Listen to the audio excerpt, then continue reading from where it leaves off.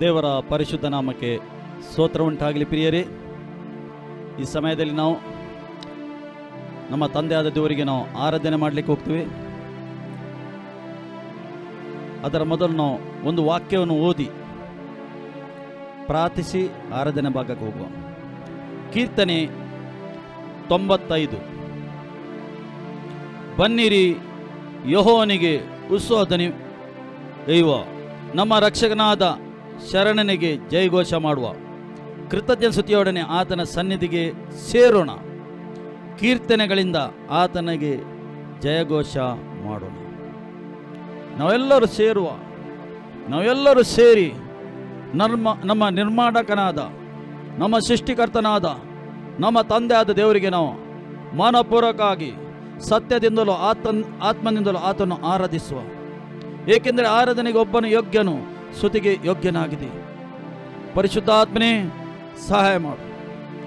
ನಿನಗೆ ನಾವು ಬಿಟ್ಟು ಕೊಡ್ತೇವೆ. ಪರಿಶುದ್ಧಾತ್ಮ, ನಿನಗೆ ಹೇಗೆ ಬೇಕೋ ಹಾಗೆ ನಡೆಸು. ಪರಿಶುದ್ಧಾತ್ಮನೇ, ನಿನಗೆ ಮಹಿಮೆ ಹೊಂದಬೇಕು ತಂದೆ, ನೀನು ಮಹಿಮೆ ಹೊಂದಬೇಕು. ಮಹಿಮೆಗೆ ಯೋಗ್ಯನು, ಸ್ತುತಿಗೆ ಯೋಗ್ಯನು, ಆರಾಧನೆಗೆ ನೀನು ಒಬ್ಬನು ಮಾತ್ರ ಯೋಗ್ಯನಾಗಿದ್ದಿ. ನಾವು ಸ್ವರವನ್ನು ತೆರೆದು ಮನಪೂರ್ವಕವಾಗಿ ಕೈ ಎತ್ತಿ ಹೃದಯವನ್ನು ಎತ್ತಿ ತಂದೆಯಲ್ಲಿ ನಾವು ಆರಾಧಿಸುವ, ಅದನ್ನು ಸ್ತುತಿಸುವ. Thank you Lord, thank you. Glory glory glory glory glory. O thank you Holy Spirit, thank you Holy Spirit. ಪರಿಶುದ್ಧಾತ್ಮನೇ ಸ್ತೋತ್ರ. O glory glory glory. Yes yes S.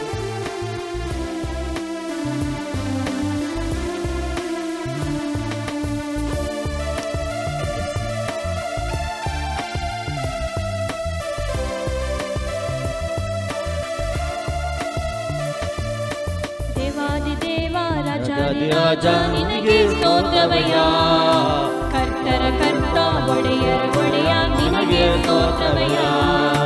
ದೇವಾದಿ ದೇವ ರಾಜಾದಿ ರಾಜ ನಿನಗೆ ಸ್ತೋತ್ರವಯ್ಯ, ಕರ್ತರ ಕರ್ತ ಒಡೆಯರ ಒಡೆಯ ನಿನಗೆ ಸ್ತೋತ್ರವಯ್ಯ.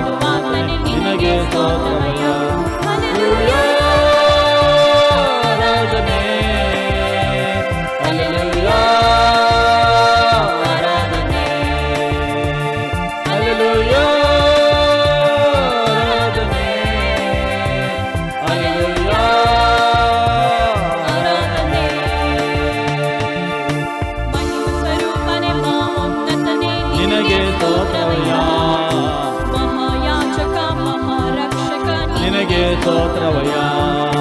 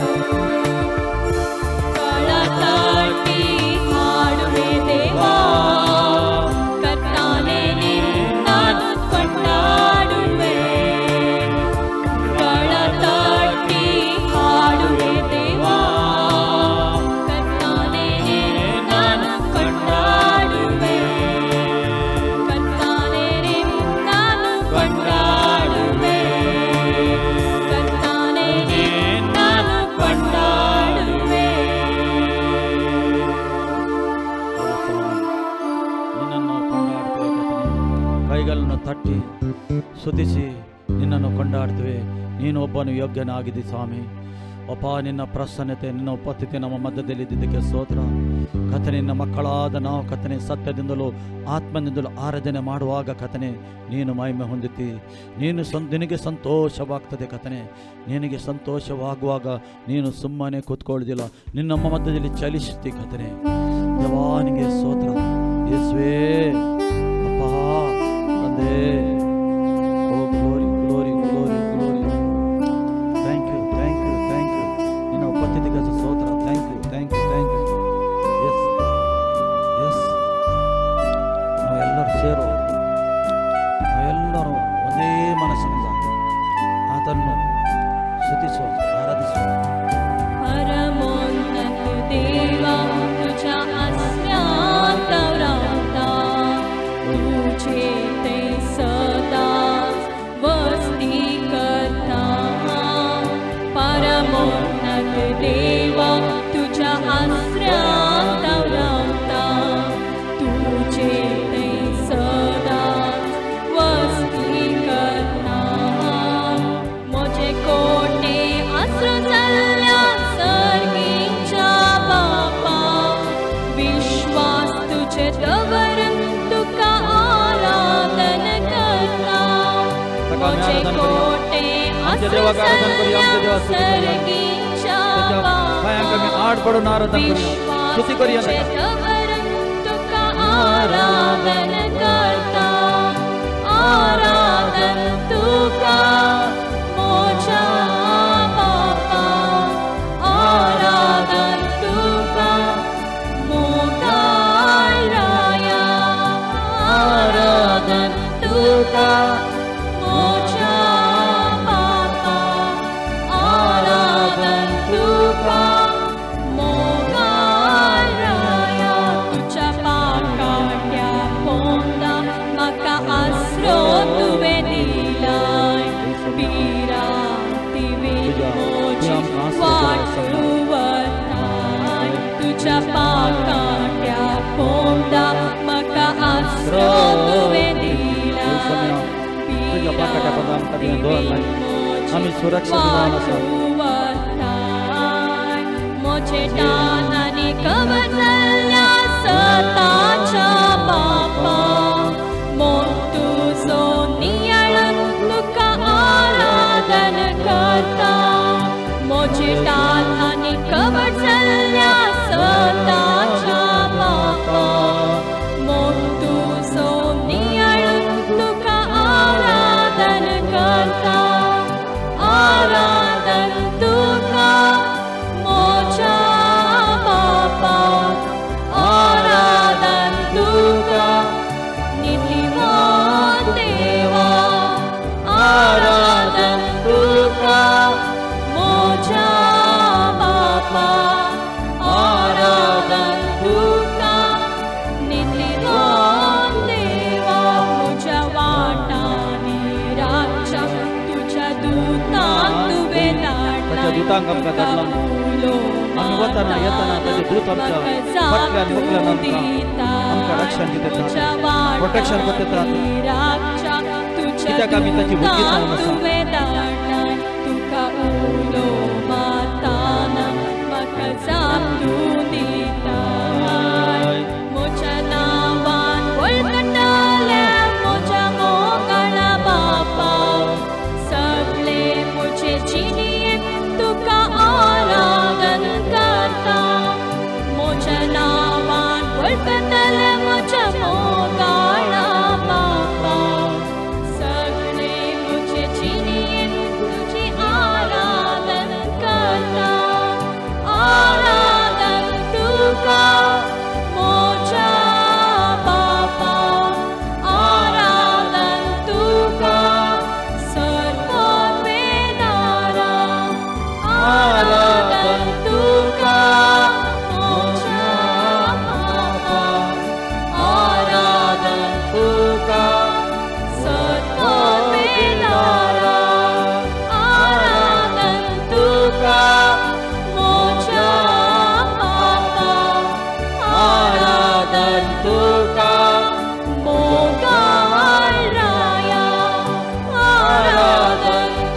का अपने देवा का अपने सर्वेश्वर बाबा का आराधन तुका नीतिवान देवा आराधन तुका मोजा बापा आराधन तुका सर्ववेदारा सर्वदेवदार देवदार सब कमी सदन आराधन करूया म्हणून तो आशेत येता त्या देवाक आमी आराधन करूया ओ री ಬಹಳ ಶಾಂದರೋಬಾ ಓ ಸಮಯ ಕರ್ತಾಧಿಕರ್ತನ ದೇವ ನಿನಗೆ ಸ್ತೋತ್ರಪ್ಪ ತಂದೆ ನಿನ್ನ ಪ್ರಸನ್ನತೆಗಾಗಿ ಸ್ತೋತ್ರ ಉಪಸ್ಥಿತಿಗಾಗಿ ಸ್ತೋತ್ರ ನಮ್ಮ ಮಧ್ಯದಲ್ಲಿ ನೀನು ಇದ್ದಿ ಕರ್ತನ ದೇವ ರಾಜಾದಿರಾಜನಿಗೆ ಸ್ತೋತ್ರ ತಂದೆ ಒಳ್ಳೆಯ ನೀನು ಒಳ್ಳೆಯವನು ಹಾಲೆಲೂಯ ರಾಜ ಓ glory glory glory glory glory glory ನಮ್ಮ ರಾಜಾದಿರಾಜನಿಗೆ ಕರ್ತಾಧಿಕರ್ತನಿಗೆ ಆರಾಧಿಸುವ ಆದಿಯಲ್ಲಿ ಇದ್ದವನು ಈಗ ಇದ್ದಾನೆ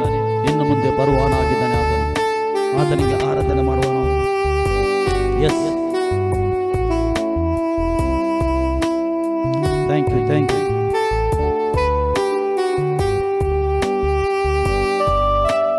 ಥ್ಯಾಂಕ್ ಯು ಜೀಸಸ್ ಎಸ್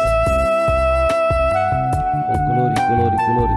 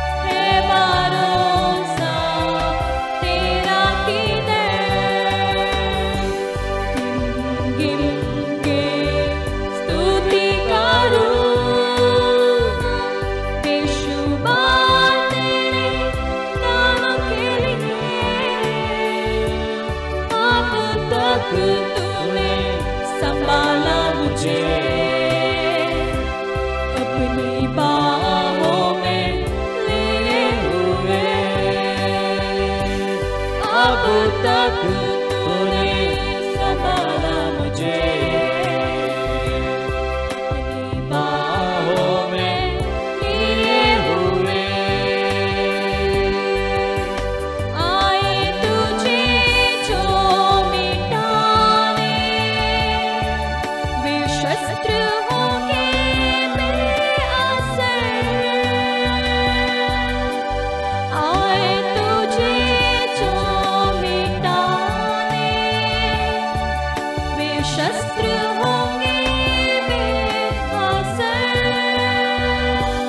तेरा रचने वाला तुझ पर रखता है अपनी नजर।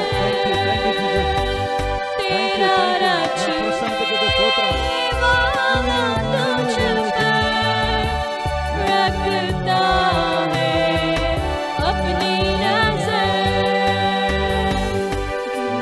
गिन के स्तुति करूं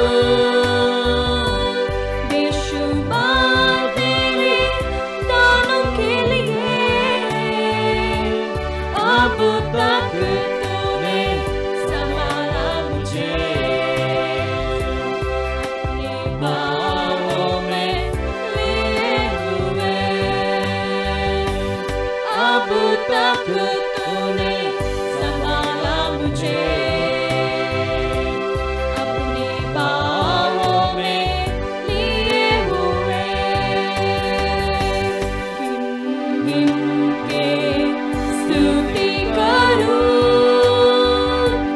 बेशुमार तेरे दानों के लिए।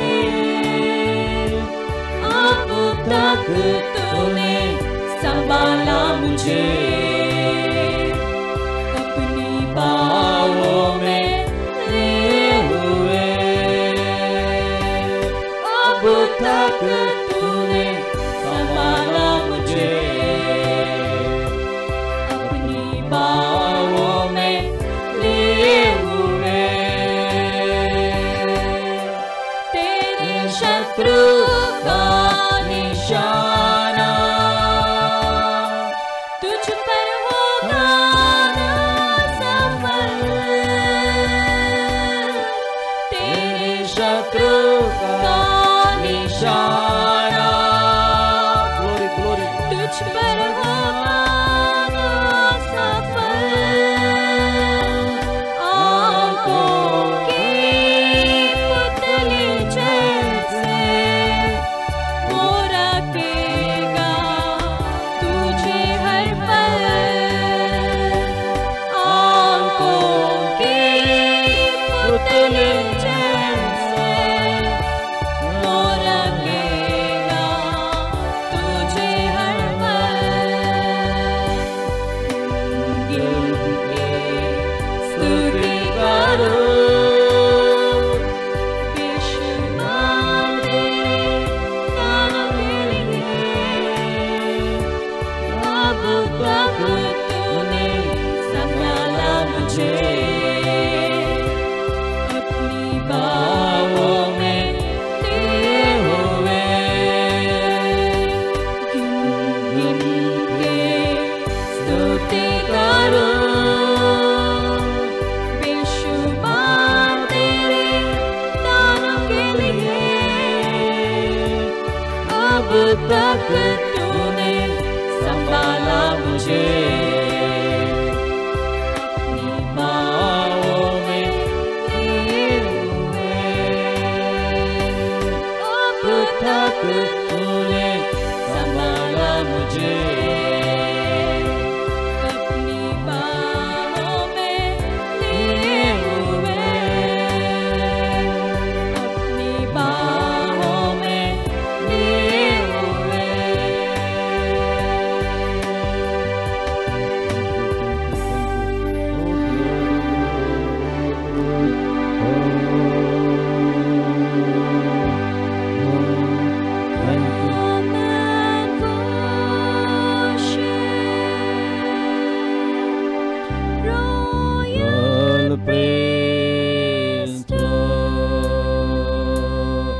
ಆರಾಧಿಸುವ ಆತನ ಆರಾಧಿಸುವ ಮನಪೂರ್ವಕವಾಗಿ ನಮ್ಮ ಕರಗಳನ್ನು ಎತ್ತಿ ಆರಾಧಿಸುವ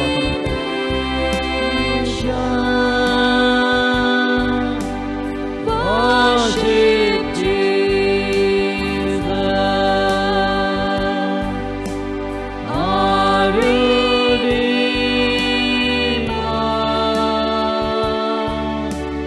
He is precious, King of glory. Come and worship, royal priesthood.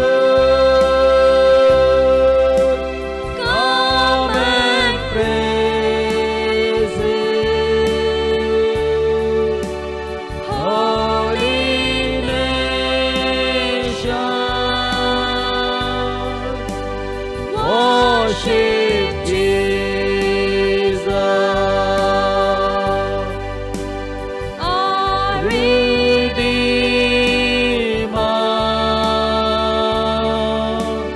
He is precious, King of glory. Oh, God, Sion, Raya Yachakana, Aradakaya,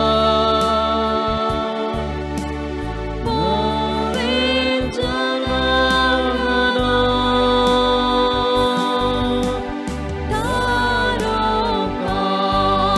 Tarokakamsha,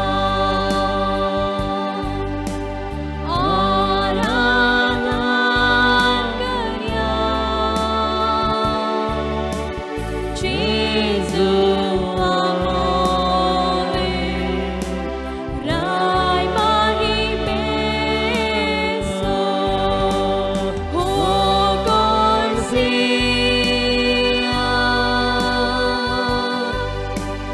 Raya Yachakana, Aradakaya, Povinjanagana, Tarokakamsha,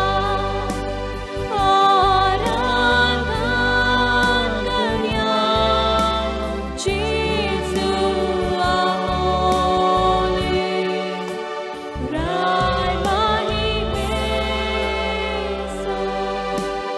thank you Lord, thank you Jesus. ತಂದೆ ನಿನಗೆ ಸ್ತೋತ್ರಪ್ಪ. ನೀನು ಒಳ್ಳೆಯ, ನಿನ್ನ ಪ್ರಸನ್ನತೆ ನಮ್ಮ ಮಧ್ಯದಲ್ಲಿ ಇದಕ್ಕೆ ಸ್ತೋತ್ರ, ನಿನ್ನ ಉಪಸ್ಥಿತಿ ನಮ್ಮ ಮಧ್ಯದಲ್ಲಿ ಇದಕ್ಕೆ ಸ್ತೋತ್ರ. ನಿನ್ನ ಮಕ್ಕಳಾಗಿ ನಾವು ಮಾಡಿದ ಆರಾಧನೆಯಲ್ಲಿ ನೀನು ಮಹಿಮೆ ಹೊಂದಿದ್ದಕ್ಕೆ ಸ್ತೋತ್ರ, ಸ್ತುತಿಯಲ್ಲಿ ಮಹಿಮೆ ಹೊಂದಿದ್ದಕ್ಕೆ ಸ್ತೋತ್ರ. ಸ್ತುತಿಗೆ ನೀನು ಒಬ್ಬನು ಯೋಗ್ಯನಾಗಿದ್ದಿ, ಆರಾಧನೆಗೆ ನೀನು ಒಬ್ಬನಾಗಿದ್ದಿ ಯೋಗ್ಯನು, ಮಹಿಮೆಗೆ ನೀನು ಒಬ್ಬನು ಮಾತ್ರ ಯೋಗ್ಯನಾಗಿದ್ದಂತೆ ಸ್ತೋತ್ರಪ್ಪ. ನಮ್ಮ ಯಜ್ಞವು ನಿನ್ನ ಸನ್ನಿಧಿಗೆ ತಲುಪೋದಕ್ಕೆ ಸ್ತೋತ್ರ, ನಿನ್ನ ಸ್ವೀಕಾರ ಮಾಡಿದ್ದಕ್ಕೆ ಸ್ತೋತ್ರ. ನಮ್ಮ ಯಜ್ಞವು ಸ್ವಾಮಿ ನೀನು ಮಹಿಮೆ ಹೊಂದಿದ್ದಕ್ಕೆ ಸ್ತೋತ್ರ. ಎಲ್ಲ ಘನ, ಎಲ್ಲ ಮಾನ, ಎಲ್ಲ ಮಹಿಮೆ ನಿನಗೆ ಒಬ್ಬನಿಗೆ ಮಾತ್ರ ನಾವು ಸಲ್ಲಿಸ್ತೇವಪ್ಪ. ಆಮೆನ್. ಪ್ರಿಯರೇ, ಇಷ್ಟೊತ್ತು ನಾವು ನಮ್ಮ ತಂದೆಯಾದ ದೇವರಿಗೆ ಆರಾಧನೆ ಮಾಡಿದೆವು, ಸ್ತುತಿ ಮಾಡಿದೆವು. ನಮ್ಮ ಆರಾಧನೆ, ಸ್ತುತಿ, ನಮ್ಮ ಯಜ್ಞವು ಆತನು ಸ್ವೀಕಾರ ಮಾಡಿದ್ದಾನೆ. ದೇವರ ಪ್ರಸನ್ನತೆ ನಮ್ಮ ಮಧ್ಯದಲ್ಲಿ ಉಂಟು, ದೇವರ ಉಪಸ್ಥಿತಿ ನಮ್ಮ ಮಧ್ಯದಲ್ಲಿ ಉಂಟು. ಅದಕ್ಕೋಸ್ಕರ ಈ ಸಮಯದಲ್ಲಿ ಪ್ರಿಯರೇ, ನಾವು ದೇವರ ವಾಕ್ಯಕ್ಕೆ ಹೋಗುವ. ನೇರವಾಗಿ ದೇವರ ವಾಕ್ಯವನ್ನು ಎಷ್ಟು ನಾವು ಕೇಳ್ತೇವೆ ನಾವು ಅಷ್ಟು ನಾವು ಬಲ ಹೊಂದ್ತೇವೆ, ನಿಮಗೆ ಬಲ ಬರ್ತದೆ. ಏಕೆಂದರೆ ಆತನು ಇನ್ನೂ ಹೆಚ್ಚಾಗಿ ತಿಳ್ಕೊಳ್ಳಿಕ್ಕೆ ನಿಮಗೆ ಒಂದು ದೇವರ ಆತ್ಮ ನಿಮಗೆ ಸಹಾಯ ಮಾಡ್ತದೆ. ಅದಕ್ಕೋಸ್ಕರ ಈ ಸಮಯದಲ್ಲಿ ನಾವು ದೇವರ ವಾಕ್ಯಕ್ಕೆ ಹೋಗುವ. ಮೊದಲನೇ ತಿಮೋತಿಗರೆದ ಪತ್ರಿಕೆಯಲ್ಲಿ 6ರಲ್ಲಿ ನಾವು 15 ಮತ್ತು 16 ಸ್ವಲ್ಪ ಜ್ಞಾನಿಸುವ. ದೇವರ ವಾಕ್ಯ ಹೇಳ್ತದೆ, ಭಾಗ್ಯವಂತನಾದ ಏಕಾಧಿಪತಿಯು ತನ್ನ ಗುಪ್ತ ಸಮಯದಲ್ಲಿ ಆತನನ್ನು ಪ್ರತ್ಯಕ್ಷಪಡಿಸಿದನು. ಆ ಏಕಾಧಿಪತಿಯು ರಾಜಾದಿರಾಜನು, ಕರ್ತನೋ ತಾನೊಬ್ಬನೇ ಒಬ್ಬನೇ ಅಮರತ್ವಳನು. ಯಾರು ದೇವರವರು? ಅಮರತ್ವ ದೇವರು. ಅಗಮ್ಯವಾದ ಬೆಳಕಿನಲ್ಲಿ ವಾಸ ಮಾಡುವವನು ಆಗಿದ್ದಾನೆ. ಮನುಷ್ಯರಲ್ಲಿ ಯಾರೂ ಆತನನ್ನು ಕಾಣಲಿಲ್ಲ, ಯಾರೂ ಕಾಣಲಾರನು. ಆತನಿಗೆ ಮಾನವು ನಿತ್ಯಾಧಿಪತಿಯು ಇರಲಿ. ನೋಡಿ, ದೇವರನ್ನು ಯಾರೂ ಕಾಣಲಿಕ್ಕೆ ಆಗುವುದಿಲ್ಲ. ಅಂದರೆ ಪರಲೋಕದಲ್ಲಿ ದೇವರಿದ್ದಾನೆ, ಯಾರು ಕೂಡ ಕಾಣಲಿಕ್ಕೆ ಆಗುವುದಿಲ್ಲ. ಆ ದೇವರ ಹತ್ರ ಒಂದು ದೊಡ್ಡ ಯೋಜನೆ ಉಂಟು, ದೇವರಿಗೆ ಈ ಲೋಕದಲ್ಲಿ ನೆರವೇರಲಿಕ್ಕೆ ಉಂಟು. ಈಗ ಈ ಲೋಕಕ್ಕೆ ಬರಬೇಕಾದರೆ ಅಲ್ಲಿಂದ ಡೈರೆಕ್ಟ್ ಬರಲಿಕ್ಕೆ ದೇವರಿಗೆ ಆಗುವುದಿಲ್ಲ. ಬಂದು ಇಲ್ಲಿ ಕೆಲಸ ಮಾಡಬೇಕೀಗ. ಪ್ರಿಯರೇ, ಅದಕ್ಕೋಸ್ಕರ ಆತನ ಮಗನಿಗೆ ಕಳಿಸಿದ್ದು. ಅಂದರೆ ಸ್ವತಃ ದೇವರೇ ಮನುಷ್ಯನಾಗಿ ಲೋಕಕ್ಕೆ ಬಂದನು.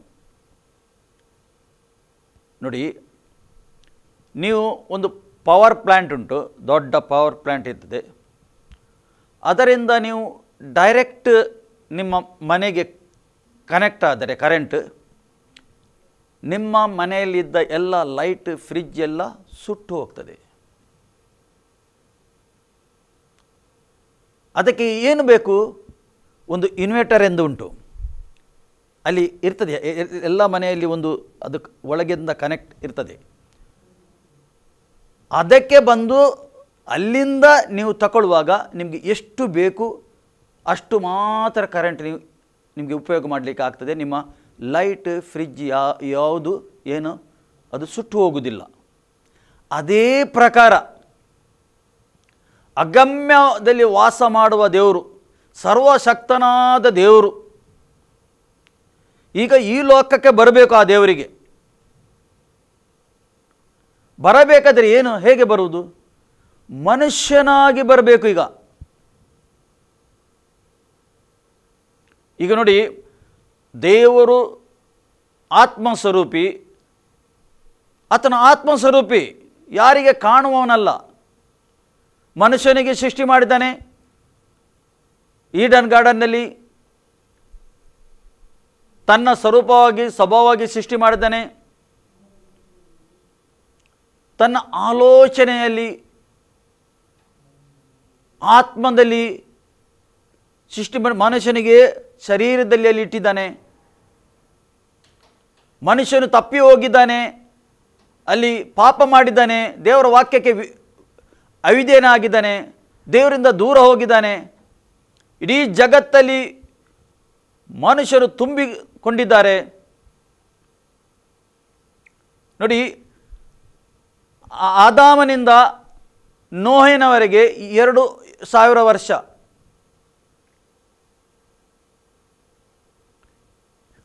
ನಂತರ ಅಲ್ಲಿಂದ ನಮ್ಮ ಯೇಸು ಕ್ರಿಸ್ತನ ತನಕ 2000 ವರ್ಷ, ಅಂದರೆ 4000 ವರ್ಷ. ನೋಡಿ, ಜನರು ಪಾಪದಲ್ಲಿ ಮುಳುಗಿದ್ದಾರೆ, ದೇವರಿಂದ ಪ್ರತ್ಯೇಕವಾಗಿದ್ದಾರೆ. ಈಗ ಮಾನವನನ್ನು ರಕ್ಷಿಸಬೇಕು, ಮಾನವನಿಗೆ ರಕ್ಷಣೆ ಆಗಬೇಕು. ದೇವರಿಗೆ ಡೈರೆಕ್ಟಾಗಿ ಬಂದು ಇಲ್ಲಿ ಮಾಡಲಿಕ್ಕೆ ಮಾಡುವುದಿಲ್ಲ. ದೇವರು ಹಾಗೆಲ್ಲ ಮಾಡುವುದಿಲ್ಲ. ಈಗ ದೇವರು ಏನು ಮಾಡ್ತಾನೆ? ಮನುಷ್ಯನಾಗಿ ಇಲ್ಲಿ ಬಂದ. ಸ್ತ್ರೀಯರಲ್ಲಿ ಹುಟ್ಟಿದ ಯೇಸು ಕ್ರಿಸ್ತನು, ಪರಿಶುದ್ಧ ಆತ್ಮನಿಂದ ಹುಟ್ಟಿದ, ಸ್ತ್ರೀಯಲ್ಲಿ ಹುಟ್ಟಿ ಈ ಲೋಕಕ್ಕೆ ಬಂದ. ಈಗ ಈ ಲೋಕಕ್ಕೆ ಬಂದು ಈಗ ಮನುಷ್ಯನಿಗೆ ಬಿಡುಗಡೆ ಮಾಡಬೇಕು. ಅಗಮ್ಯದಲ್ಲಿ ವಾಸ ಮಾಡುವ ದೇವರು, ಬೆಂಕಿ ಅದು. ಈಗ ಲೋಕಕ್ಕೆ ಬರಬೇಕಾದ್ರೆ ಹೇಗೆ ಬರಬೇಕು? ಮನುಷ್ಯನಾಗಿ ಬರಬೇಕು. ಅದಕ್ಕೋಸ್ಕರ ಫಿಲಿಪ್ಪಿಯರ ಪತ್ರಿಕೆಯಲ್ಲಿ ಬರೆದೆ, ಆತನು ಸಂಪೂರ್ಣವಾಗಿ ತಗ್ಗಿಸಿದ. ನಿಮ್ಮ ಹಾಗೆ ನಮ್ಮ ಹಾಗೆ ಆದ, ಭೂಮಿ ಆಕಾಶಗಳು ಸೃಷ್ಟಿ ಮಾಡಿದ ದೇವರು ನಿಮ್ಮ ಹಾಗೆ ನಮ್ಮ ಹಾಗೆ ಆದ. ಪ್ರಿಯರೇ, ಯಾತಕಸ್ರ ನಿಮ್ಮನ್ನು ಮತ್ತು ನಮ್ಮನ್ನು ಬದುಕಿಸಲು. ಇಲ್ಲಿ ದೇವರ ವಾಕ್ಯ ಹೇಳ್ತದೆ, ಅಮರತ್ವ ಉಳ್ಳವನು ಅಗಮ್ಯವಾದ ಬೆಳಕಲ್ಲಿ ವಾಸ ಮಾಡುವವನು ಆಗಿದ್ದಾನೆ. ಮನುಷ್ಯರಲ್ಲಿ ಯಾರೂ ಆತನು ಕಾಣಲಿಕ್ಕೆ ಆಗುವುದಿಲ್ಲ. ಪ್ರಿಯರೇ, ಕಾಣಲಿಕ್ಕೆ ಆತನು ಆಗುವುದಿಲ್ಲ. ದೇವರನ್ನು ಯಾರಿಗೆ ಸಾಧ್ಯನೇ ಇಲ್ಲ. ಪುನಃ ದೇವರು ಯಾರೂ ಕಾಣಲಾರರು.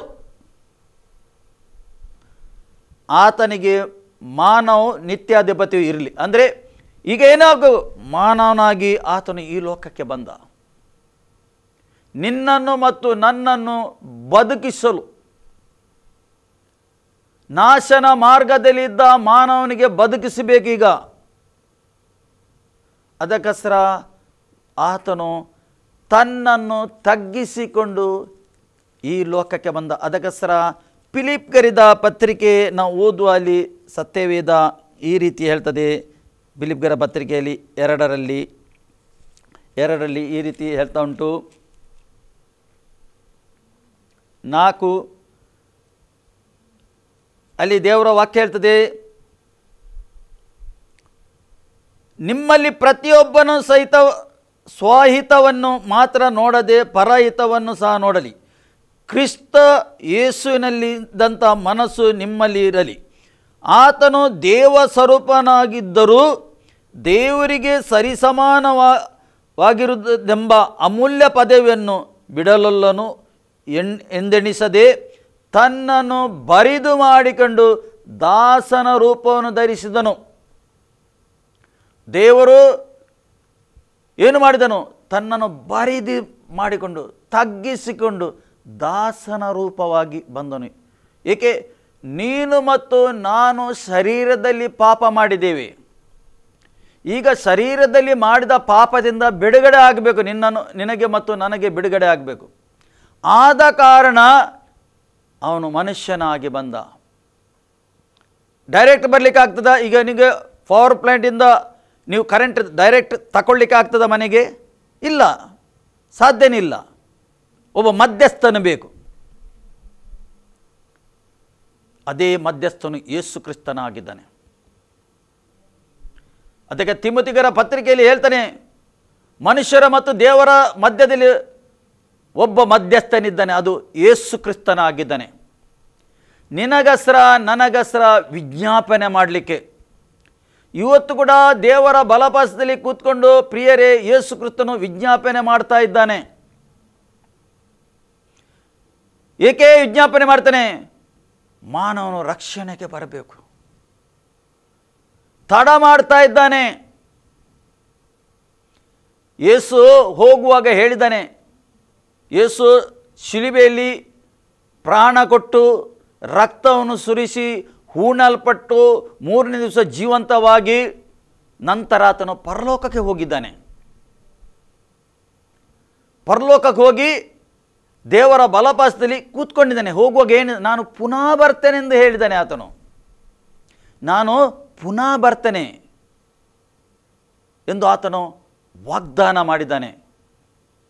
ನೋಡಿ, ಪೇತ್ರನ ಪತ್ರಿಕೆ 2ರಲ್ಲಿ ಈ ರೀತಿ ಹೇಳ್ತಾ ಉಂಟು. ಅಪೊಸ್ತಲ ಪತ್ರಿಕೆ ಹೋಗುವ ನಾವು. ಅಪೊಸ್ತಲದಲ್ಲಿ 1ರಲ್ಲಿ ಅಪೊಸ್ತಲಲ್ಲಿ ಇಲ್ಲಿ ಈ ರೀತಿ ಹೇಳ್ತದೆ. 1ರಲ್ಲಿ ಅಪೊಸ್ತಲದಲ್ಲಿ ಅದು ಓದಿ ನಾವು ಪೇತ್ರನ ಪತ್ರಿಕೆಗೆ ಹೋಗುವ. ಅಪೊಸ್ತಲ 1ರಲ್ಲಿ ನೋಡಿ 11 ಯೇಸು ಕ್ರಿಸ್ತನು ಪರಲೋಕಕ್ಕೆ ಹೋದ, ಎತ್ತಲ್ಪಟ್ಟ, ಅವರ ಕಣ್ಣ ಮುಂದೆ ಮೇಲೆ ಮೇಲೆ ಹೋಗುವಾಗ ಮೇಲೆ ನೋಡ್ತಾ ಇದ್ದಾರೆ ಎಲ್ಲರೂ ಶಿಷ್ಯರು. ಯೇಸು ಅವರ ಕಣ್ಣ ಮುಂದೆ ಮೇಲೆ ಹೋಗಿದ್ದಾನೆ. ಈಗ ಅಲ್ಲಿ ಏನಾಗ್ತದೆ, ಹತ್ತು ಓದೋಣ. ಆತನು ಹೋಗುತ್ತಿರುವಾಗ ಅವರು ಆಕಾಶದ ಕಡೆಗೆ ದಿಷ್ಟಿಸಿ ನೋಡುತ್ತಾ ಇರಲಾಗಿ ಶುಭ್ರವಸ್ತ್ರಧಾರಿಗಳಾದ ಇಬ್ಬರು ಪುರುಷರು ಪಕ್ಕನೆ ಅವರ ಹತ್ತಿರ ನಿಂತುಕೊಂಡು, ಗಲಿಲಾಯದವರೇ, ನೀವು ಯಾಕೆ ಆಕಾಶದ ಕಡೆಗೆ ನೋಡುತ್ತಾ ನಿಂತಿದ್ದೀರಿ? ನಿಮ್ಮ ಬಳಿಯಿಂದ ಆಕಾಶದೊಳಗೆ ಸೇರಲ್ಪಟ್ಟಿರುವ ಈ ಯೇಸು ಯಾವ ರೀತಿಯಲ್ಲಿ ಆಕಾಶದೊಳಗೆ ಹೋಗಿದ್ದನೋ ನೀವು ಕಂಡಿರೋ ಅದೇ ರೀತಿಯಲ್ಲಿ ಬರುವನು ಎಂದು ಹೇಳಿದನು. ನೀವು ಹೋಗುವಾಗ ನೋಡಿದಿರಲ್ಲ, ನಿಮ್ಮ ಕಣ್ಣ ಎದುರಿಗೆ ಹೋದನು ಆತನು, ಅದೇ ರೀತಿಯಲ್ಲಿ ಪುನಃ ಆತನು ಬರುತ್ತಾನೆ ಎಂದು ಯಾರು ಅವರಿಗೆ ಮೆಸೇಜ್ ಕೊಟ್ಟರು. ದೇವದೂತರು ಬಂದು ಮೆಸೇಜ್ ಕೊಟ್ಟರು. ಇಬ್ಬರು ಪುರುಷರಂತೆ ಅವರಿಗೆ ಹೇಳ್ತಾ ಇದ್ದಾರೆ, ಯಾಕೆ ನೋಡ್ತಾ ಇದ್ದೀರಿ ಗಲಿಲಾಯದವರೇ? ಯಾವ ರೀತಿ ನಿಮ್ಮ ಕಣ್ಣ ಎದುರಿಗೆ ಹೋಗಿದ್ದಾನೆ ಅದೇ ರೀತಿಯಲ್ಲಿ ಪುನಃ ಆತನು ಬರುತ್ತಾನೆ. ಪ್ರಿಯರೇ, ಯೇಸು ಕ್ರಿಸ್ತನು ಪುನಃ ಬರ್ತಾನೆ. ಪುನಃ ಬರುವ ಸಮಯದಲ್ಲಿ ಪ್ರಿಯರೇ ನಾವು ಮತ್ತು ನೀವು ಇದ್ದೇವೆ. ಏಕೆ? ನೀವು ಕಷ್ಟ ಸಂಕಟಕ್ಕೆ ಒಳಗಾಗಬಾರದು. ಬರುವ ಸಮಯದಲ್ಲಿ ಲೋಕಕ್ಕೆ ಕಷ್ಟ ಸಂಕಟ ಬರುತ್ತದೆ ಎಂದು ಸತ್ಯವೇದ ಹೇಳ್ತದೆ. ಅದಕ್ಕೆ ನೀವು ಮತ್ತು ನಾವು ಒಳಗಾಗಬಾರ್ದು. ಯಾರು? ನೀತಿವಂತರು ಒಳಗಾಗಬಾರದು. ಪ್ರಿಯರೇ, ಒಂದು ಸರಿ ಯೇಸು ಕ್ರಿಸ್ತನು ಬಂದದ್ದು ಪಾಪಿಗಳಿಗೋಸ್ಕರ ಬಂದದ್ದು ಈ ಲೋಕಕ್ಕೆ. ಪಾಪಿಗಳಿಗೋಸ್ಕರ ರಕ್ಷಣೆ ಕೊಡಲಿಕ್ಕೆ ಯೇಸು ಕ್ರಿಸ್ತನು ಈ ಲೋಕದಲ್ಲಿ ಬಂದನು. ಆತನು ಆಲ್ರೆಡಿ ತನಗೆ ಕೊಟ್ಟ ಕೆಲಸ ಆತನು ಮಾಡಿದನು. ಶಿಲುಬೆಯಲ್ಲಿ ಮಾಡಿ ಮುಗಿಸಿದನು. ಸತ್ತು 3ನೇ ದಿವಸ ಜೀವಂತವಾಗಿ ಈಗ ಪರಲೋಕದಲ್ಲಿ ದೇವರ ಬಲಪಾಸದಲ್ಲಿ ಇದ್ದಾನೆ. ಪುನಃ ಬರ್ತಾನೆಂದು ಸತ್ಯವೇದ ಹೇಳ್ತದೆ. ಶಿಷ್ಯರು ಬಂದು ಯೇಸುಗೆ ಕೇಳ್ತಾರೆ, ನೀನು ಪುನಃ ಬರೆದು ಯಾವಾಗ ನೀನು ಬರ್ತಿ? ಯೇಸು ಹೇಳ್ತಾ ಇದ್ದೇನೆ, ಒಂದು ಗುರುತು ಕೊಡ್ತಾ ಇದ್ದೇನೆ. ಯಾವ ಡೇಟ್ ಕೊಡಲಿಲ್ಲ, ಸಮಯ ಏನು ಕೊಡಲಿಲ್ಲ, ಆದರೆ ಒಂದು ಗುರುತು ಹೇಳಿದ್ದಾನೆ. ನಾನು ಬರುವ ಸಮಯದಲ್ಲಿ ಅಲ್ಲೆಲ್ಲಿ ಭೂಕಂಪ ಆಗ್ತದೆ, ಜನರ ವಿರುದ್ಧವಾಗಿ ಜನರು ನಿಲ್ತಾರೆ, ಧರ್ಮದ ವಿರುದ್ಧವಾಗಿ ನಿಂತು ಜನರು ಆ ರೀತಿ ನಡೆಯುತ್ತಾರೆ, ಯುದ್ಧ ಆಗ್ತದೆ, ಅಲ್ಲಿ ಬರಗಾಲ ಬರ್ತದೆ, ಕಾಯಿಲೆ ಬರ್ತದೆ, ಲೋಕದಲ್ಲಿ ವಿಧ ರೀತಿಯಲ್ಲಿ ಕಾಯಿಲೆ ಬರ್ತದೆ, ಮನುಷ್ಯನಿಗೆ ದಿಕ್ಕು ಕಾಣುವುದಿಲ್ಲ, ಕಷ್ಟ ಸಂಕಟಕ್ಕೆ ಒಳಗಾಗ್ತಾರೆ ಲೋಕದಲ್ಲಿ. ಆವಾಗ ನಿಮ್ಮ ನಡುಕಟ್ಟನ್ನು ಕಟ್ಟಿರಿ, ಮೇಲೆ ನೋಡಿರಿ ಎಂದು ಯೇಸು ಗುರುತಿ ಹೇಳಿದ್ದಾನೆ. ಆ ಕಾಲದಲ್ಲಿ ನಾವು ಇದ್ದೇವೆ. ನಮ್ಮ ಕಣ್ಣ ಎದುರದಿ ಆಗ್ತಾ ಉಂಟು ಇದೆಲ್ಲ. ಈ ಕಾಲ ಯೇಸು ಬರುವ ಕಾಲವಾಗಿದೆ. ಆತನು ಈಗ ಬರುವುದು ಯಾರಿಗೋಸ್ಕರ ಬರ್ತಾನೆ ಪ್ರಿಯರೇ? ನೀತಿವಂತರಿಗೋಸ್ಕರ ಬರ್ತಾನೆ. ಯಾರು ನೀತಿವಂತರು? ಯಾರ್ಯಾರ ಪಾಪ ಯೇಸುವಿನ ರಕ್ತದಿಂದ ತೊಲಲ್ಪಟ್ಟಿದೆ, ಯೇಸುಗೆ ಸ್ವಂತ ರಕ್ಷಕನೊಂದು ಯಾರು ಸ್ವೀಕಾರ ಮಾಡಿದ್ದಾರೆ, ಅವರು ನೀತಿವಂತರೆಂದು ಸತ್ಯವೇದ ಹೇಳ್ತದೆ. ನೀತಿವಂತರಿಗೋಸ್ಕರ ಆತನು ಬರ್ತಾನೆ, ಪಾಪಿಗಳಿಗೋಸ್ಕರ ಅಲ್ಲ. ಪಾಪಿಗಳಿಗೋಸ್ಕರ ಒಂದು ಸರಿ ಬಂದು ತನ್ನ ರಕ್ತವನ್ನು ಕೊಟ್ಟು ಸತ್ತು ಪುನರುತ್ಥಾನಾಗಿ ಪರಲೋಕ ಹೋಗಿದ್ದಾನೆ. ಈಗ ಬರುವುದು ನೀತಿವಂತರಿಗೋಸ್ಕರ, ಪಾಪಿಗಳಿಗೋಸ್ಕರ ಆತನು ಬರುವುದಿಲ್ಲ. ಪ್ರಿಯರೇ, ಅದಕ್ಕೋಸ್ಕರ ತಡವಾಗ್ತಾ ಉಂಟು. ಯಾರೂ ನಾಶವಾಗಬಾರ್ದೆಂದು, ಒಬ್ಬರೂ ನಾಶವಾಗಬಾರ್ದು, ಎಲ್ಲರೂ ರಕ್ಷಣೆ ಆಗಬೇಕೆಂದು ದೇವರ ಚಿತ್ತವಾಗಿದೆ. ಅದಕ್ಕೆ ತಡ ಮಾಡ್ತಾ ಇದ್ದಾನೆ. ಸಮಯ ಆಗಿದೆ, ಯೇಸು ಬರುವ ಸಮಯ ಆಗಿದೆ ಆಲ್ರೆಡಿ. ಆ ಸಮಯದಲ್ಲಿ ನೀವು ಮತ್ತು ನಾವು ಜೀವಿಸ್ತಾ ಇದ್ದೇವೆ. ಪೇತ್ರನ ಪತ್ರಿಕೆ 2ನೇ ಪತ್ರಿಕೆಯಲ್ಲಿ 3ರಲ್ಲಿ 9 ನಾವು ಓದುವ. ಅಲ್ಲಿ ಪೇತ್ರನು ಹೇಳ್ತಾನೆ, ಕರ್ತನು ತನ್ನ ವಾಗ್ದಾನವನ್ನು ನೆರವೇರಿಸುವುದಕ್ಕೆ ತಡ ಮಾಡುತ್ತಾನೆ ಎಂಬುದಾಗಿ ಕೆಲವರು ಅರ್ಥ ಮಾಡಿಕೊಳ್ಳುವ ಪ್ರಕಾರ ಆತನು ತಡ ಮಾಡುವನಲ್ಲ. ಆತನು ತಡ ಮಾಡುವನಲ್ಲ, ಆತನು ಫಿಕ್ಸ್ ಮಾಡಿದ್ದಾನೆ. ಅದು ಆತನಿಗೆ ಮಾತ್ರ ಗೊತ್ತುಂಟು. ಒಂದು ಡೇಟ್, ಒಂದು ಸಮಯ, ಟೈಮಿಂಗ್ ಫಿಕ್ಸ್ ಮಾಡಿದ್ದಾನೆ ಆತನು. ಇಂಥ ವರ್ಷ, ಇಂಥ ಡೇಟ್, ಇಂಥ ತಿಂಗಳು, ಇಂಥ ನಿಮಿಷದಲ್ಲಿ ನಾನು ಕೆಳಗೆ ಬರ್ತೇನೆ. ಏಕೆ? ನೀತಿವಂತರಿಗೋಸ್ಕರ ಆತನು ಬರ್ತಾನೆ, ಸಭೆಗೋಸ್ಕರ ಬರ್ತಾನೆ ಆತನು. ಅದಕ್ಕೆ ಹೇಳ್ತಾನೆ, ಈಗ ಏನಾಗ್ತಾ ಉಂಟು, ಎಲ್ಲ ಕಡೆಯಲ್ಲಿ ಸುವಾರ್ಥ ಸಾರ್ತಾ ಉಂಟು. ಯೇಸು ಬರ್ತಾನೆ ಎಂದು ಸುವಾರ್ಥ ಹೇಳ್ತಾ ಉಂಟು.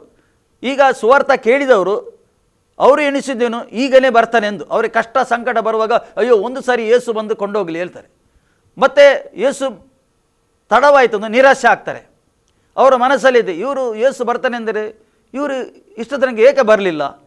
ನೋಡಿ, ಇಲ್ಲಿ ಅದೇ ಹೇಳ್ತದೆ, ಕರ್ತನು ತನ್ನ ವಾಗ್ದಾನವನ್ನು ನೆರವೇರಿಸೋಕ್ಕೆ ತಡ ಮಾಡ್ತಾನೆಂದು ಕೆಲವರು ಅರ್ಥ ಮಾಡಿಕೊಳ್ಳುವ ಪ್ರಕಾರ ಆತನು ತಡ ಮಾಡುವನಲ್ಲ. ಆತನು ತಡ ಮಾಡುವುದಿಲ್ಲ, ರೈಟ್ ಟೈಮಕ್ಕೆ ಆತನು ಬರ್ತಾನೆ. ಪುನಃ ಹೇಳ್ತಾನೆ, ಯಾಕೆ ತಡ ಮಾಡ್ತಾನೆ ಪ್ರಿಯರೇ? ಯಾವನಾದರೂ ನಾಶವಾಗುವುದರಲ್ಲಿ ಆತನು ಇಷ್ಟಪಡದೆ. ಯಾರು ಕೂಡ ನಾಶವಾಗಬಾರದು, ಯಾರು ಕೂಡ ಕಷ್ಟ ಸಂಕಟಕ್ಕೆ ಒಳಗಾಗಬಾರದು, ಆ ಸಮಯಕ್ಕೆ ಹೋಗಬಾರದು. ದೇವರ ಮಕ್ಕಳು ಹೋಗಬಾರ್ದು, ಆತನಿಗೆ ಸ್ವೀಕಾರ ಮಾಡಿದವರು ಅಲ್ಲಿ ಹೋಗಬಾರ್ದೆಂದು. ಈಗ ಇನ್ನೂ ಕೂಡ ಜನರಿದ್ದಾರೆ ರಕ್ಷಣೆ ಹೊಂದಲಿಕ್ಕೆ, ಅವರು ಒಳಗೆ ಬರಬೇಕು, ಅವರು ಒಳ ಬರಬೇಕೆಂದು ಕಾಯ್ತಾ ಇದ್ದಾನೆ ಆತನು. ನೋಯನ ಸಮಯದಲ್ಲಿ ಇಡೀ ಲೋಕವು, ಜಗತ್ತು ಆತನು ಏನು ಮಾಡಿದನು? ಒಂದು ಸರಿ ನಾಶ ಮಾಡಿದನು.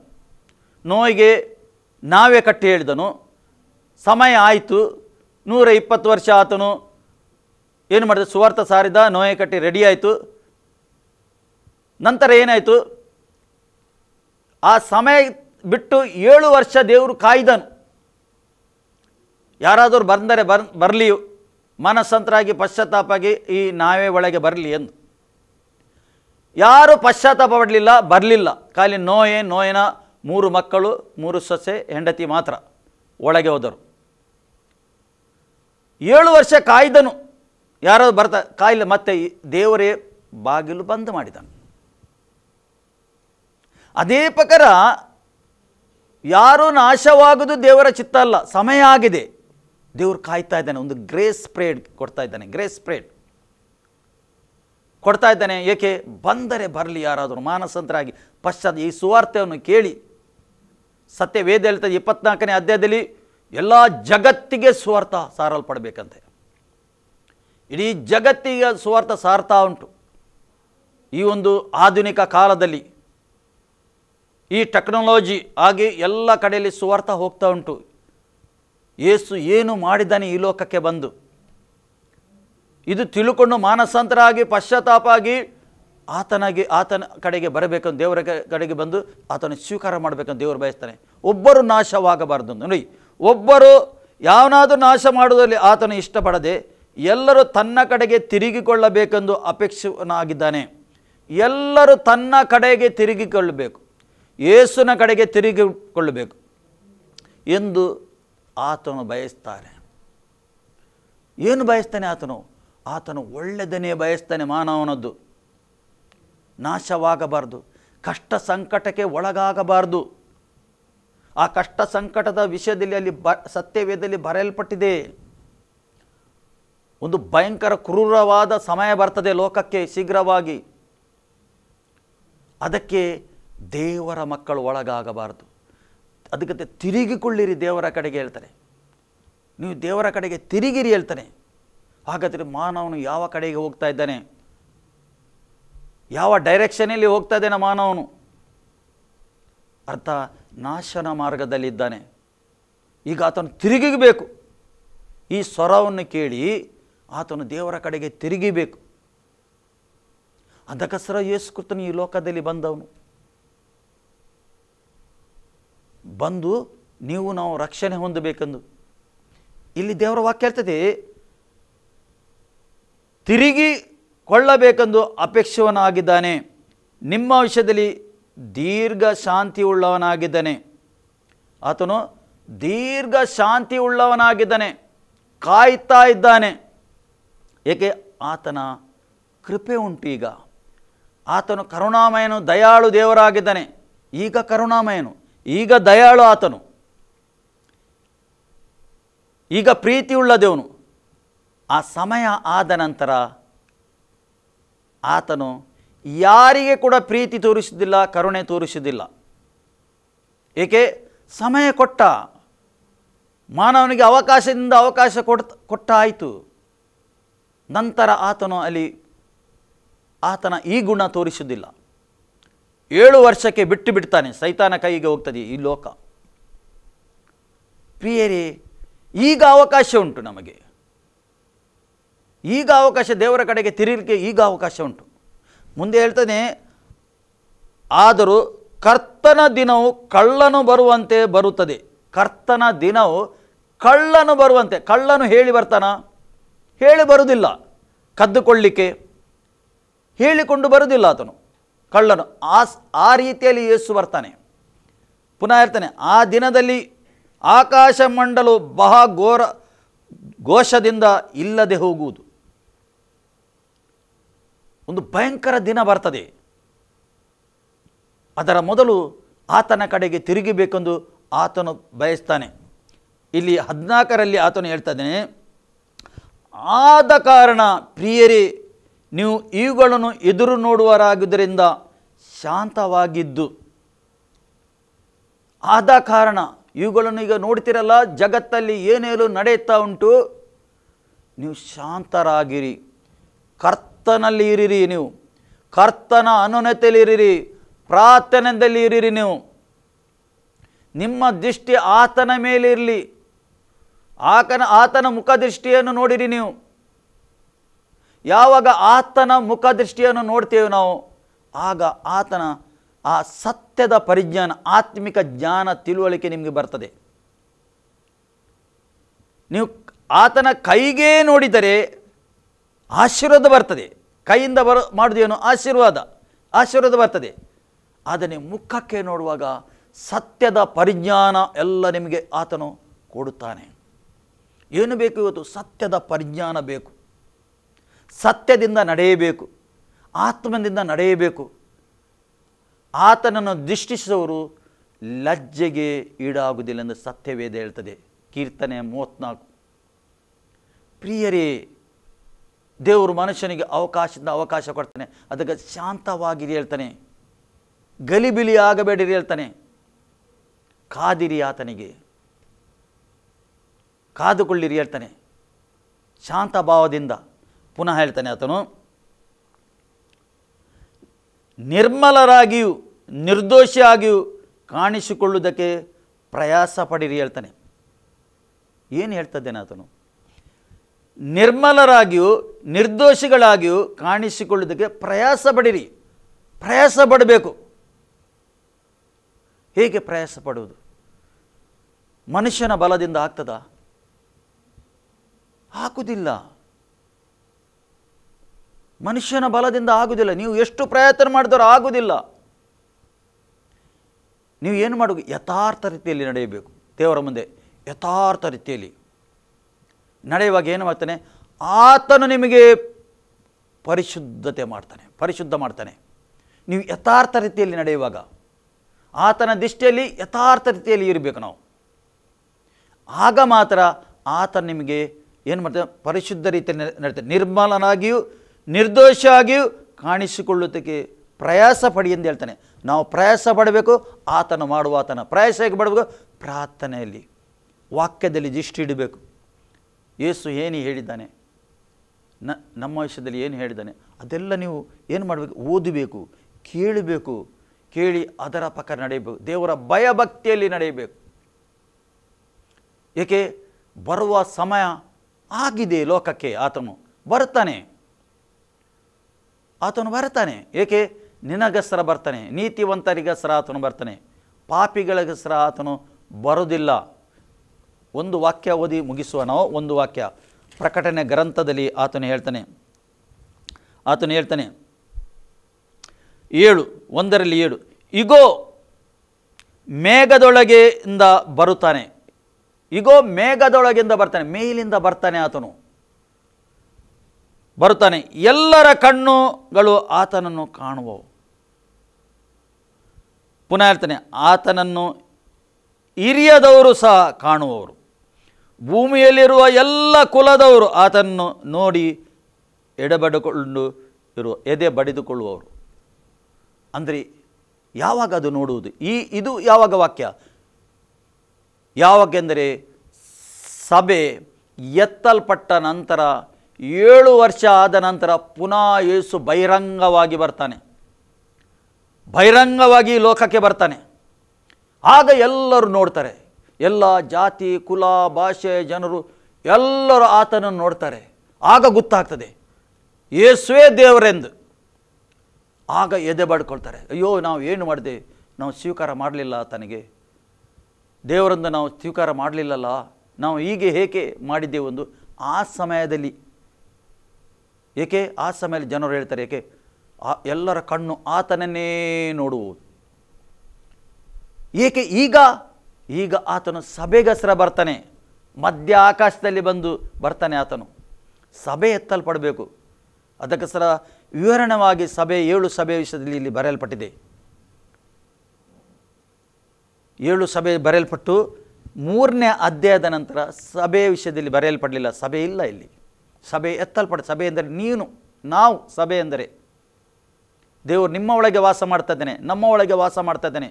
ಅದಕ್ಕೆ ಪೌಲನು ಹೇಳ್ತಾನೆ, ನೀವು ದೇವರ ಮಂದಿರವಾಗಿ ನಿಮಗೆ ಗೊತ್ತಿಲ್ಲವೋ ಹೇಳ್ತಾನೆ. ನಿಮಗೆ ಗೊತ್ತಿಲ್ಲವೋ, ನೀವು ದೇವರ ಮಂದಿರವಾಗಿದ್ದೀರಿ, ದೇವರು ನಿಮ್ಮ ಒಳಗೆ ವಾಸ ಮಾಡ್ತಾ ಇದ್ದಾನೆ. ನೀವು ಗರ್ಭಗುಡಿಯಾಗಿದ್ದೀರಿ, ನೀವು ಮಂಜೀಶ್ವರವಾಗಿದ್ದೀರಿ. ವಿಧ ರೀತಿಯಲ್ಲಿ ಸತ್ಯವೇದದಲ್ಲಿ ಬರೆಯಲ್ಪಟ್ಟಿದೆ. ಏಕೆ ನೀವು ದೇವರ ಮಕ್ಕಳಾಗಿದ್ದೀರಿ, ನೀವು ಕ್ರಿಸ್ತನವರಾಗಿದ್ದೀರಿ. ಪ್ರಿಯರೇ, ಅದಕ್ಕೋಸ್ಕರ ಯೇಸು ಕ್ರಿಸ್ತನು ಬರ್ತಾನೆ. ಆ ಸಮಯದಲ್ಲಿ ನಾವು ಜೀವಿಸ್ತಾ ಇದ್ದೇವೆ. ಸತ್ಯವೇದನು ಓದಿರಿ, ವಾಕ್ಯ ಕೇಳಿರಿ, ಪ್ರಾರ್ಥನೆ ಮಾಡಿರಿ, ಸತ್ಯವು ತಿಳ್ಕೊಳ್ಳಿ. ಸತ್ಯ ನಿಮಗೆ ಬಿಡುಗಡೆ ಮಾಡುವುದು. ಮನುಷ್ಯನಿಗೆ ಏನು ಬಿಡುಗಡೆ? ಸತ್ಯ ಬಿಡುಗಡೆ. ಸತ್ಯ ಯಾರು? ಯೇಸು ಕ್ರಿಸ್ತನು ಮಾತ್ರ ಸತ್ಯ. ಖಂಡಿತ ನಿಮಗೆ ಅರ್ಥ ಆಯಿತು ನಂಬುತ್ತೇನೆ ಪ್ರಿಯರೇ. ಈ ವಾಕ್ಯದಿಂದ ದೇವರು ನಮ್ಮನ್ನು ಆಶೀರ್ವಾದ ಮಾಡಲಿ. ಆಮೇನ್. ಪ್ರಾರ್ಥಿಸುವ. ಪ್ರೀತಿ ಸ್ವರೂಪನಾದ ಹೆಚ್ಚೆಚ್ಚು ಪ್ರೀತಿ ಮಾಡುವ ಪರಲೋಕದಲ್ಲಿ ಇರುವ ಪ್ರೀತಿಯುಳ್ಳ ತಂದೆ, ನಿಮಗೆ ಸ್ತೋತ್ರ. ಈ ಸಮಯಕ್ಕಾಗಿ ಸ್ತೋತ್ರ. ನೀನು ದೇವರ ಮಕ್ಕಳ ಸಂಗಡ ನೀನು ಮಾತಾಡಿದ್ದಕ್ಕೆ ಸ್ತೋತ್ರ. ಅಗಮ್ಮದಲ್ಲಿ ಇರುವ ದೇವರಾಗಿದೆ, ಬೆಳಕಾಗಿದೆ ಕತೆ ನೀನು. ದೇವಾನಿಗೆ ಸ್ತೋತ್ರಪ್ಪ. ಕಥನೆ ನೀ ಅಗಮ್ಯದಲ್ಲಿರುವ ದೇವರು ನಮ್ಮ ಹಾಗೆ ಮಾನವನಾಗಿ ಬಂದ, ಮನುಷ್ಯನಾಗಿ ಬಂದ ಯೇಸುವೇನಿಗೆ ಕೋಟಿ ಕೋಟಿ ಸ್ತೋತ್ರಪ್ಪ. ಅಪ್ಪಾನಿಗೆ ಸ್ತೋತ್ರಪ್ಪ. ಏಕೆಂದರೆ ಮನುಷ್ಯನಿಗೆ ಅಂಧಕಾರದ ದೊರೆತನದಿಂದ ಬಿಡುಗಡೆ ಮಾಡಿ ದೇವಕುಮಾರನ ರಾಜ್ಯದೊಳಗೆ ಸೇರಬೇಕೆಂದು ನೀನು ಈ ಲೋಕಕ್ಕೆ ಬಂದಿ ಸ್ವಾಮಿ. ನಿನಗೆ ಕೋಟಿ ಕೋಟಿ ಸ್ತೋತ್ರಪ್ಪ. ಯೇಸುವೇ ಸ್ತೋತ್ರ. ಕರ್ತನೇ, ಮಕ್ಕಳನ್ನು ಬಲಪಡಿಸು ಕರ್ತನೇ. ಸತ್ಯದ ಪರಿಜ್ಞಾನ ಕೊಡು ಕರ್ತನೇ. ಕರ್ತನೇ, ನೀನು ಇವರಿಗೆ ನಡೆಸುವ ಮನೋನ್ನತನೆ ತೆರೆ ಸ್ವಾಮಿ. ನಿನ್ನ ಆಶೀರ್ವಾದ ಇವರ ಮೇಲೆ ಇಳಿದು ಬರಲಿ ಕರ್ತನೇ. ಇವರ ಕುಟುಂಬದ ಮೇಲೆ ನಿನ್ನ ಆಶೀರ್ವಾದ ಬರಲಿ. ಇವರ ವೈಯಕ್ತಿಕ ಜೀವಿತ ಮೇಲೆ ಆಶೀರ್ವಾದ ಬರಲಿ ಕರ್ತನೇ. ಇವರ ಕೆಲಸಕ್ಕೆ ಹೋಗುವಾಗ ಹೊರುವಾಗ ಇವರಿಗೆ ಕಾಪಾಡು, ಕೇಡಿಂದ ತಪ್ಪಿಸು. ಈ ಲೋಕದ ಜೀವಿತ ಕರ್ತನೇ ನಿನ್ನಲ್ಲಿ ಇದ್ದು ಒಳ್ಳೆ ರೀತಿಯಲ್ಲಿ ಕರ್ತನೇ ನಡೆಯಲಿಕ್ಕೆ ಇವರಿಗೆ ನೀನು ಸಹಾಯ ಮಾಡು. ಪರಿಶುದ್ಧಾತ್ಮ ನಿನ್ನ ಸಹಾಯ ಇವರಿಗೆ ಬೇಕು. ನೀನು ಸಹಾಯ ಮಾಡಬೇಕಂದು ನಾವು ಪ್ರಾರ್ಥನೆ ಮಾಡ್ತೇವೆ. ಯೇಸು ಕ್ರಿಸ್ತನ ನಾಮದಲ್ಲಿ ಪ್ರಾರ್ಥಿಸಿ ಹೊಂದಿದ್ದೇವೆ ಪ್ರೀತಿಯುಳ್ಳ ತಂದೆ. ಆಮೇನ್. ನಾವು ಅಂತ್ಯಾಶವನ್ನು ಪಡೆದುಕೊಳ್ಳುವ. ನಮ್ಮ ಕರ್ತನಾದ ಯೇಸು ಕ್ರಿಸ್ತನ ಕೃಪೆ, ತಂದೆಯಾದ ದೇವರ ಪ್ರೀತಿ, ಪರಿಶುದ್ಧಾತ್ಮನ ಅನ್ಯೋನ್ಯತೆ ಈಗಲೂ ಸದಾಕಾಲ ನಿಮ್ಮ ಸಂಗಡ ಇರಲಿ. ಆಮೇನ್.